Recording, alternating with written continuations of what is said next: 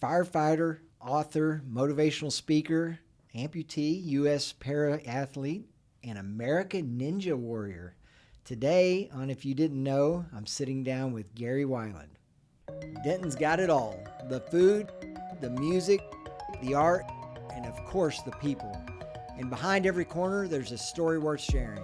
And that's what this podcast is all about. Denton's best, one conversation at a time. I'm Brad, and this is If You Didn't Know, Now You Know.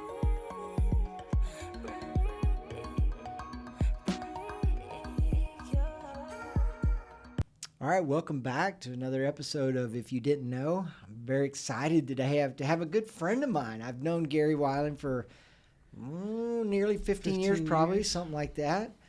And Gary, man, you're definitely one of the most kind of resilient, just full of energy, light up a room when you walk in kind of guys. So it's always been good to know you. Yeah, happy to be here. Glad to have you on. Yeah.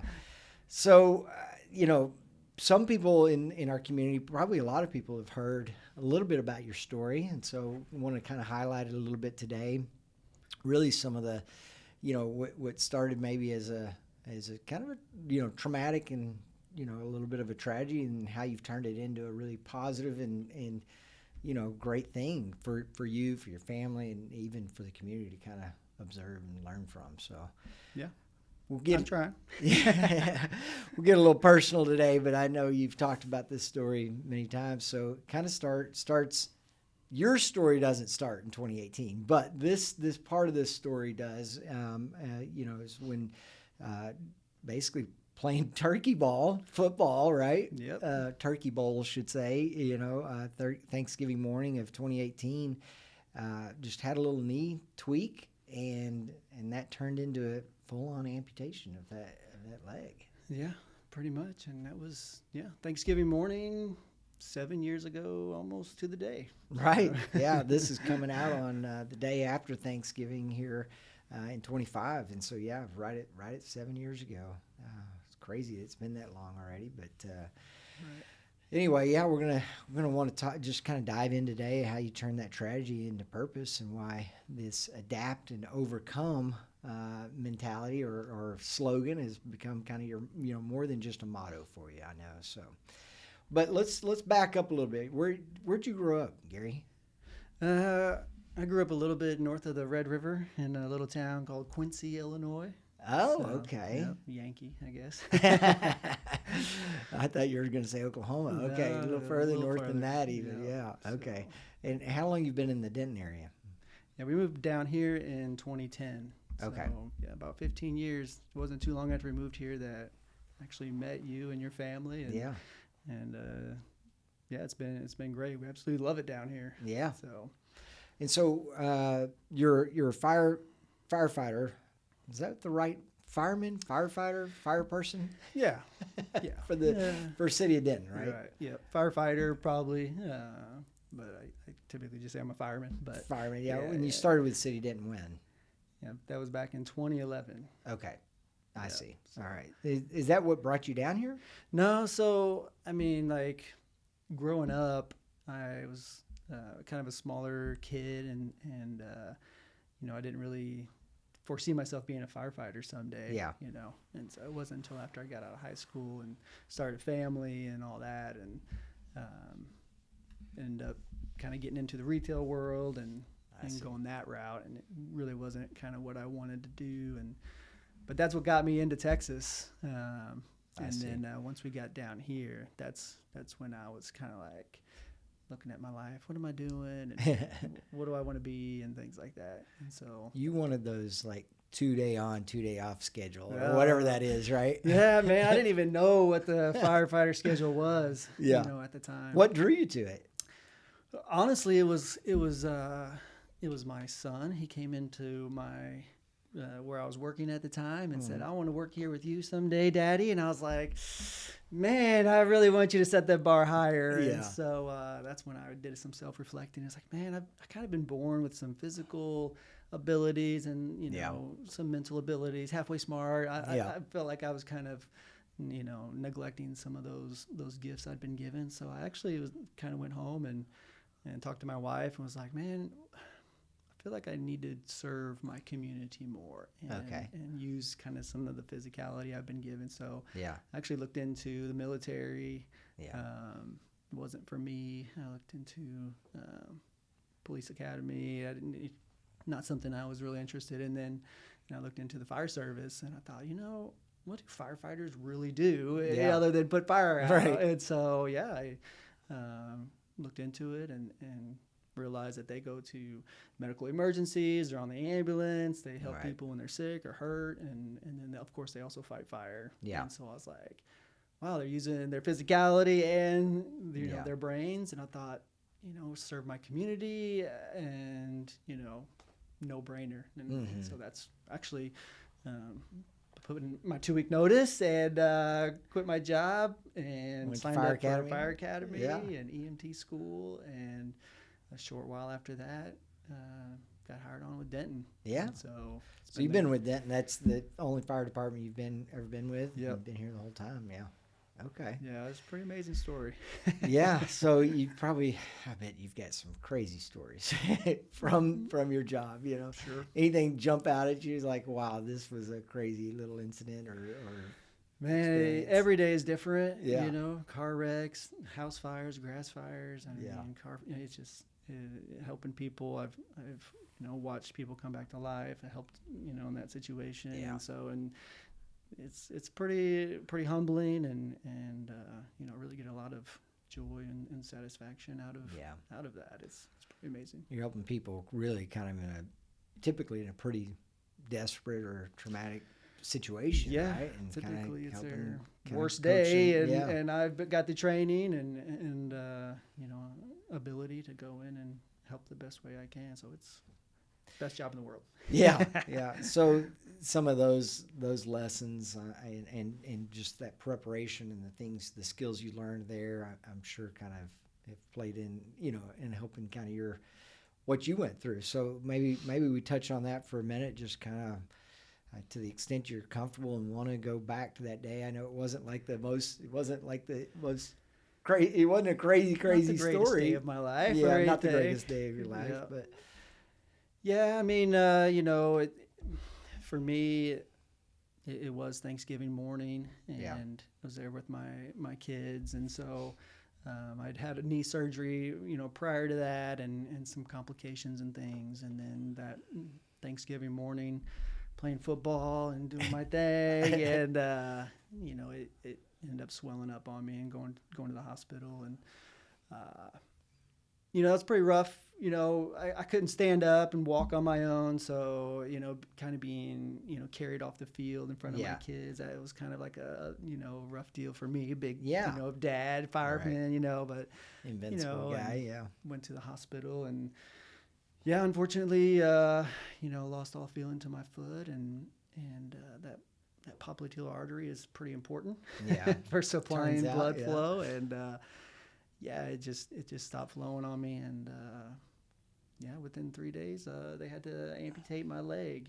Yeah, pretty wild situation. It really, really is unbelievable, and I was there. I was hanging around a little bit, as one of your friends. Many that showed up for you. But I remember just being there, and as the surgeries were going on, or the surgery, and the surgeon would come out and give us updates. I mean, this was all day, into the night, through the night, and coming out and giving us updates. And it was just like, couldn't believe what he was saying. Like, what do you mean? It can't be that. It can't be that serious. Right. I'm literally running down the football field. Yeah. Like, what is going on? I mean, maybe he sprained his knee or tore a ligament or something. It can't be this serious. I mean, I just remember being just flabbergasted, and everybody, again, very, with your wife there, just very traumatic experience. And so, but you come out of those surgeries and kind of, learn, all right, I'm going to lose my leg here. Right. So I felt bad for my wife for those many hours I was in surgery, and after the fact. But they came out and said, we cannot restore blood flow to your foot. We're going to have to amputate your leg. And it's like, am I dreaming? Is this real? Like, I'm a fireman. I play lots of basketball. I have 4 kids. We're very active. there's no way I can amputate my leg. There's got to be something that we can do. Is there a Right. specialist, like Right. something? And no, there wasn't. Everything they possibly could do, multiple bypasses, and tried different things, and it just didn't work. So over the next couple of days, I had to come to the realization that my whole life was about to get flipped, turned upside down, and figure out how to live life on one leg. Yeah. Well, as someone that was kind of hanging around and spending a little time with you and your family during that time, I mean, even during those initial hours and days, I mean, you were definitely in shock. I remember like you just kind of having that feeling and face of like, I can't believe this is happening to me. How is this? But at the same time, positive, and upbeat as much as possible. I know it probably wasn't easy, and I'm sure there were days where you were pretty down about it, but I was always very impressed and have been over even the last 7 years, especially getting into kind of some of the things you've done from it, just how upbeat and positive you are about it. Yeah, that's kind of the person I've always been. I've always been optimistic. I feel like everything happens for a reason, and you just kind of go with it. And when this happened, I thought, why did this happen to me? Right. And so, kind of fell into that rabbit hole of, what was me and what am I going to do? And fortunately for me, it happened pretty quick. I had that mind shift of going from negative into a positive. And I attribute my kids to that because, and my wife, I vividly remember after my amputation, just laying there and my kids coming in to see me, and the look on their faces I'd never seen before. I'm literally dunking a basketball just weeks before this, right. and I felt like I'm Superman to these kids, and for them to look at me like I'm this weak, pathetic, person, it was just like, I did not want them to ever look at me like that again. Yeah. And so I pretty much decided right then and there that this was not going to beat me. Yep. This was not going to beat my family. And, I didn't know what it was going to take or how to do it or if it's even possible. But I pretty much decided right then and there that I was going to get back to being a fireman on one leg. Yeah. So it seemed like there was kind of that question though at the beginning, right? Will I be able to return to work, and what would that look like? And I remember it wasn't long though before the fire department was like, "Hey, Gary, of course you're one of ours. You're always going to be here." But that was probably a little bit scary in thinking about how that might play out, right? Absolutely. It was very scary, and.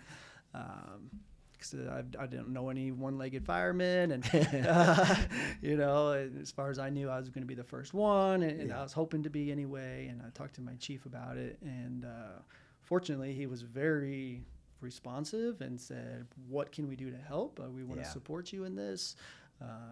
If you can't get back to being on a truck, we will still find you something to do in the fire department. Like you have a job. Like just that Take stress can go down. We got you. And that's so awesome. That comes from the chief. That comes from the city of Denton, which is absolutely amazing. It's a culture here, and so that gave me a sigh of relief. Okay, my chief's got me, my department's got me, my crew's got me, and so then I can just kind of focus on what do I need to do next instead of stressing over my job. Mm-hmm. Well, you mentioned that's kind of the culture in Denton, and just kind of throughout it permeates throughout the community. We just support each other kind of when we can. But I know in that firefighter world, like it's a really tight knit group, and same with the police force. They're these are really really tight knit groups, and kind of that brotherhood that exists there, right? 100%. Yeah, 100%. And so they all came to see me, and I don't remember every person coming to see me. I was on some pretty good medications, but everybody came to support. I mean, I had, like you said, it was the brotherhood, obviously, but also the chief, the multiple battalion chiefs, and city council members, Yeah. city manager, the mayor. Like it was a city thing. Like Yeah. I'm one of them, you know, That's I'm one so of great. theirs. And it was like, we're here for you. What can we do to help you? And, you know, they all, you know, kind of knew me and my lifestyle, and they're like, we can't let you go. So we're here for you. What do you need from us? And I didn't know what I needed, you know, but just knowing that they had my back and supported me was huge. Yeah, I'm sure. Well, all right. So you did go back to work. Now, you're probably not the first firefighter that has lost a leg, right? No. Now you've come to find out there was about a dozen of us. Is that right? Across the country? Yeah. You got a little group now? Yeah, I had a little support group. Reach out to them, and Facebook has been great for that. So, I was able to reach out to them and say, how did you do this? What did you have to do? Yeah. And I will say that not every city is as supportive as Denton. Yeah. And there are some people out there that weren't able to get back on the job, you know, because of that injury. liability and things like that the Yeah. city is like, nope, you're not going to do that. But you know, Denton was like, what can we do to help? As long as you can do the job, you know, we want to support you. And so over the next few months, I had to learn how to walk again and run again, and you know, put my bunker gear on, and how can I fight fire, you know? But my crew showed up, and we trained together, and you know, I'm on one leg, on a prosthetic leg, pulling, you know, bodies, you know, dummies out of a building, down ladders. I'm standing on pitched roofs. I'm cutting holes. I'm getting out of I'm going through a wall to get out, like pulling hose. And they're all with me though. They're all doing it too. I'm not just out there on an island, like, let's see if he can do it. Like, no, they're like, we got you. We're going to do this too. Yeah. And so it's absolutely amazing. I couldn't have asked for a better department, better support system. That's awesome. Well, so you get kind of back on your feet, so to speak.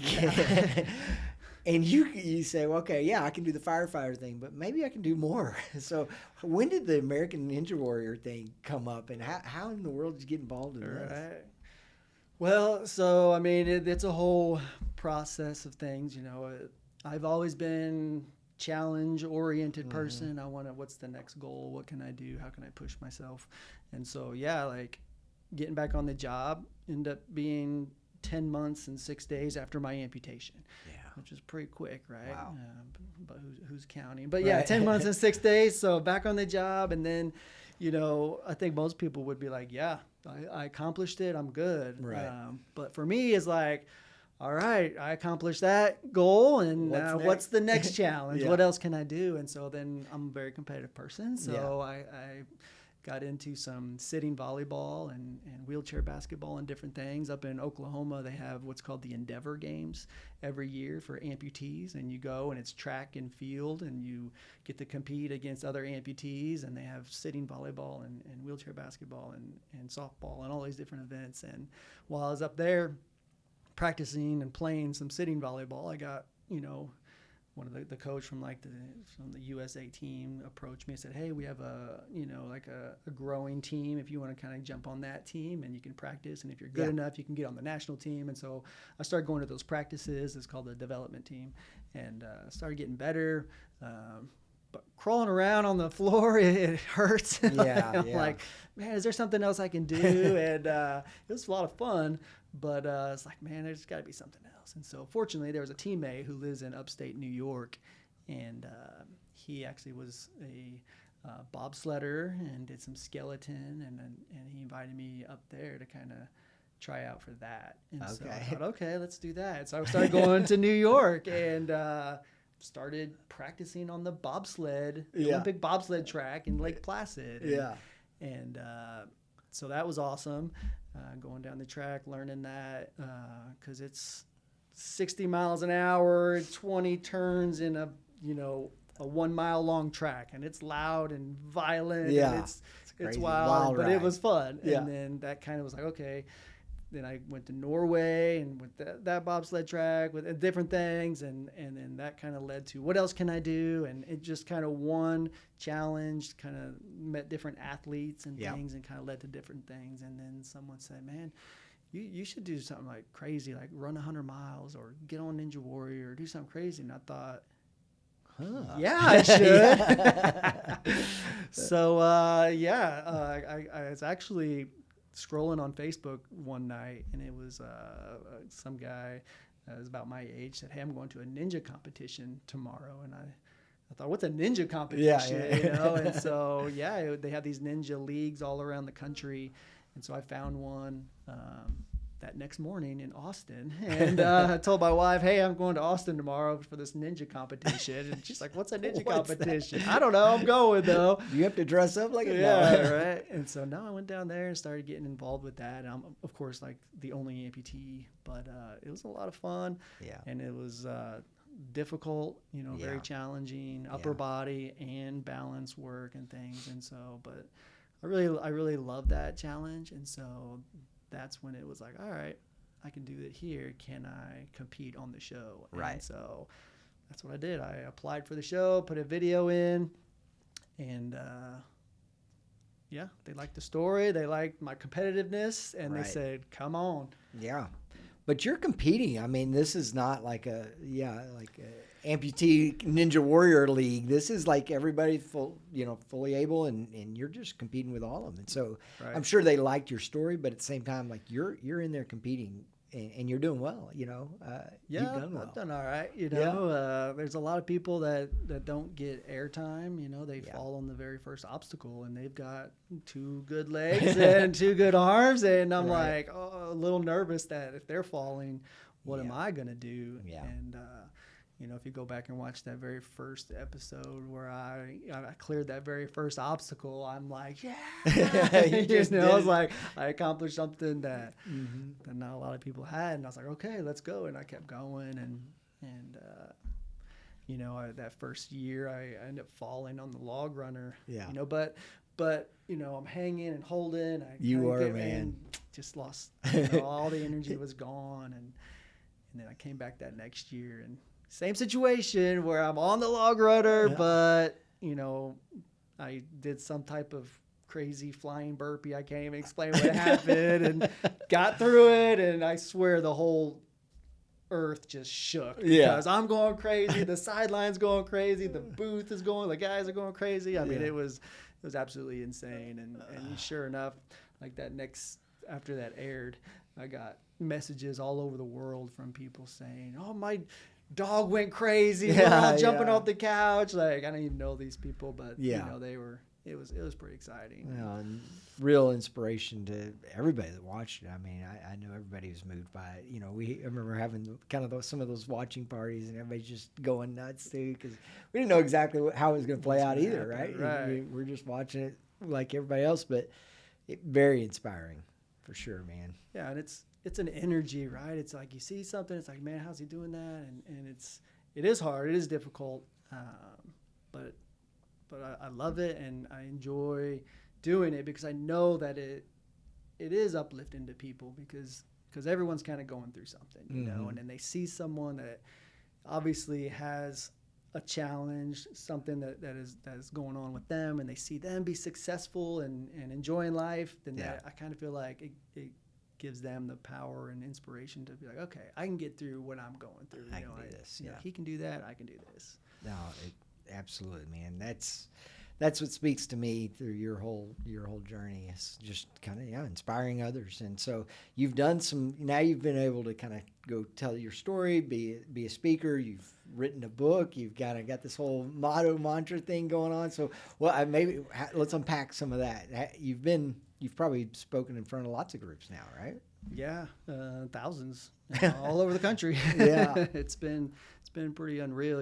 After I got back on the job as a firefighter, I made the news and stuff, and so teachers started reaching out to me, and they're like, "Hey, can you come to my classroom? Your story is real inspiring, and can you talk to my kids about overcoming obstacles and challenges?" And I thought, absolutely, I'd love to. I have my own kids, and I encourage them to go through things, and I can spread this message to everyone. And so I started going classroom to classroom, and I really fell in love with that.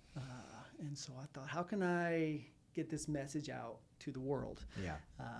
And at the same time, as a new amputee, I'm going through grocery stores and things, and I noticed that everyone stares. Yeah. You know, it just catches your eye. Right. Someone's on a prosthetic leg. Yeah. You're not staring, but you're like, it just catches your eye. And, Yeah. and kids especially, you know, and they're pointing, you know. And so for me, you know, with the attitude that I have is like, hey, I want the kids to notice me, and I want to talk to them about it and let them know, hey, it's all right. I'm just different, you know, but we all go through different things, and you can do hard things as long as you don't give up. And I talk to them about things like that. And so, but what I realize is that not every amputee has that mindset. Yeah. And a lot of amputees are, you know, embarrassed. And so they're pointing, you know, and so it's not a fun experience for them. And so I wanted to get this message to the world about amputees, but at the same time, I wanted to normalize differences, amputees, different things like that. And so my hope was that someday a kid, you know, would see amputees and be like, oh yeah, that's normal. It's nothing, you know? And so I thought, how can I help that situation? And so that's when it hit me. I want to start writing children's books. Mm-hmm. And so I did. I started writing some children's books. The first one is called Fisher's Accident. Mm-hmm. And, you're not going to believe this, but it's a firefighter. Surprise, surprise. Yeah. And, you know, he has an accident at work and ends up having to go to the hospital and getting his leg amputated. Yep. But with the help of his friends, he's able to learn to walk again and climb ladders and ultimately get back on the job as a one-leg firefighter. Yeah. What a novel concept. Right. Yeah. And so, you know, it's not the most linguistic book ever written, you know, but it's more about purpose. It's more about meaning. And it blew my mind a couple months after that book came out that some friend of mine messaged me and said, hey, I was walking through Kroger with my daughter, you know, who's 5, and she had read your book, of course, and she looked at this, she saw an amputee at Kroger and said, hey, look, she's just like Fisher, and then just kept moving. There was no like, and I thought, oh my gosh, it actually worked. Like that's what I wanted it to do. And so it's been really cool. So I've written a few other books to kind of go with that, but it's more about just normalizing our differences. Right. You know, our differences are what make us human, and that's what's amazing. And love it, man. Love it. So I speak to schools. I go to business conferences. I talk about the mental strength that we have, and this power inside of us that we just have to tap into. And it's there. Just know we can do anything we put our mind to. You know, if I could be a firefighter on one leg, there's nothing you can't do. You know. Yeah. Don't give me any excuses. Exactly. Oh man. Well, your story is amazing, and I think you're certainly leaving a legacy of inspiring others and encouraging others, like you say, just through all the speaking you're doing, the books for sure, but just those that get to know you on a more personal level, you know, for me, for example. I mean, it's just, it's been very, very inspiring. So keep it up, man. Yeah. What do you got next? I mean, any more Ninja Warrior, any more Paralympic kind of stuff? Yeah, I mean, I've always got about 7 things going. Well, so like, you know, my mantra, A&O, adapt and overcome. That's kind of what this is. You know, I'm kind of trying to turn it into a brand, like, you know, Adidas or Under Armour. I'm trying to get with schools. And there's been a few businesses that have reached out to me. And so they put, instead of like a swoosh or swoosh over here and their business over here, they put the A&O with their business. And so that's kind of cool. I'm trying to get onto some uniforms and things. So that's real exciting. I'm waiting to see kind of what that kind of builds into, but I'm wanting to get into the high jump. That's something I always was able to dunk. You know, I'm not very tall, but I've got some leaping ability, so I'm looking at getting into the high jump. Hopefully, bring back a gold in LA in 2028. That would be cool. All right. And Ninja Warrior, of course, I'm on every year, so I'll be back on in June for that. So that's something you try out every year, or they kind of have you back every year? Is that so a little both? Yeah, they I don't really need to apply anymore. So hey, you're on next year, right? I'm like, yeah. Okay, so cool. It's pretty cool. Oh man. Well, there's so much. I'm sure, I know your family has been a big part. Your faith and your family have been a big part of your journey as well, and your success and overcoming and adapting. And so, absolutely, I couldn't be more grateful for my wife.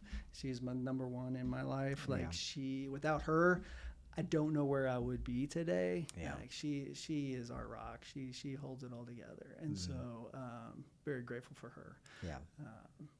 And my family. My kids have been amazing to me. And so I try to be amazing to them. But I'm grateful for them in my life.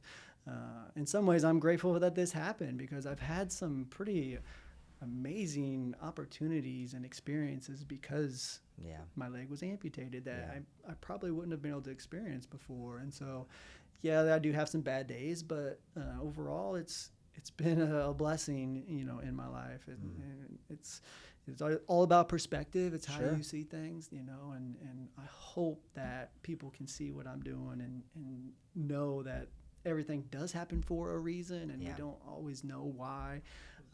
But part of my mantra of adapt and overcome turned into, instead of saying, why did this happen to me? Maybe we can say, why did this happen for me? Oh, I like it. And so once I kind of had that mind shift, everything else kind of changed. And it's been good. Well, I'm a big believer in that too, Gary, that things happen for a reason. And we learn and grow so much through hardships and trials and struggles and the old, what doesn't kill you makes you stronger mentality, Right. It didn't kill you, and you are stronger and better than ever. And it's just been amazing to kind of witness this, from a pretty close view here. And I know all the Dentonites that know you as well are huge fans. So I appreciate it. Well, thanks for coming on. I got a hat for you. You get to pick out a Norman Roscoe hat. Oh, yeah. For joining. Nice. Awesome. Anything jumping out at you there? Yeah. I like this. The old little MTV style. Yeah, oh, that works. Cool. Yeah, thanks. So, any favorite Denton restaurants or anywhere you like to go that you want to give a shout out to? Cartwright's is pretty tough to beat, honestly. It is, yeah. Their buns are amazing. Pancakes are tough to beat, chicken fried steak. So if I was going to give a restaurant, Cartwright's is a good choice, yeah. I hit it often, just walking distance, so it's nice. Yeah. Well, Gary, where can, by the way, we've got, I think, 9 or 10 episodes now of this podcast, and you're the third Gary we've had on. Yeah, so all right. We're if you know any more Garys, anybody who knows any more Garys, just send them our way. We specialize in sitting down and visiting with Garys. Nice. Anyway, where can people find more about you or connect with you? You got a website or Facebook, LinkedIn? What are you got? Sure. Facebook, Instagram, Gary Weiland. My personal website is garyweiland.com. Okay. My merch, AO merch, adapt and overcome apparel.com. Okay. I'd love to partner up with some other businesses or schools or just in general spread the message of overcoming adversity. Yeah, well, if you're listening and that story resonates with you, which I'm sure it does, then reach out to Gary and have him come talk to your community, your business, your school, or like you say, get involved with that adapt and overcome motto and apparel and everything you got going on. Yeah. Keep it up, Gary. Well, thanks so much for joining us. And if you didn't know Gary Weiland, the amazing person that he is before today, now you know him.